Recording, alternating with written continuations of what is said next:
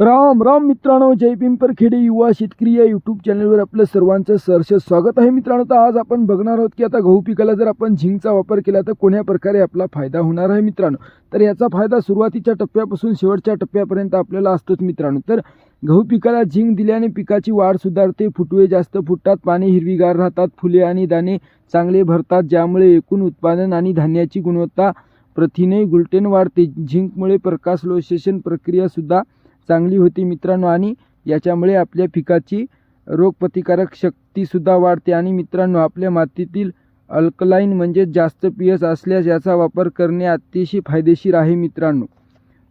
म्हणून योग्य ते प्रमाण आणि योग्य ती माहिती घेऊन आपल्या स्थानिक कृषी तज्ज्ञाची सल्ला घेऊन तुम्ही झिंकचा वापर करणे गव्हाला केव्हाही चांगला आहे मित्रांनो.